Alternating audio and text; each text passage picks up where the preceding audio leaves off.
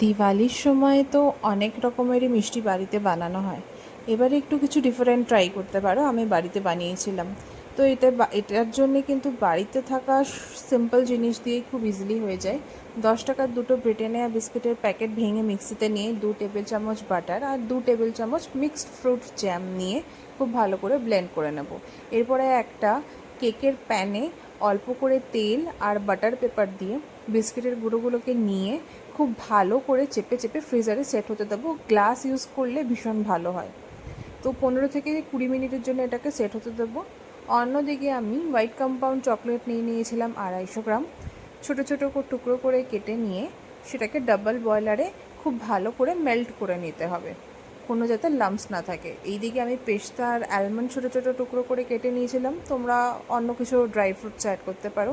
এরপরে হোয়াইট চকলেটে ওই সব জিনিসগুলোকে মিক্স করে যে বিস্কিটের লেয়ারটাকে আমরা সেট হতে দিয়েছিলাম ফ্রিজারে, তার উপরে কিন্তু হোয়াইট চকলেটের লেয়ারটাকে ভালো করে স্প্রেড করে দিয়ে একটু ট্যাপ করে নিয়ে ফ্রিজারে মোটামুটি 24 আওয়ার্সের জন্য সেট হতে দিয়ে দেবো খুব ভালো করে।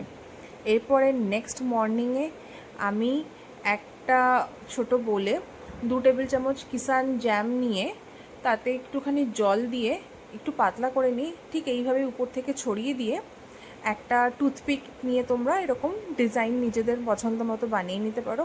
এরপরে এটাকেও ঠিক 1 ঘন্টার জন্য সেট করে নিতে পারো। সেট হয়ে যাওয়ার পরে ছোট ছোট টুকরো করে তোমাদের পছন্দ মতো শেপে কেটে নেবে।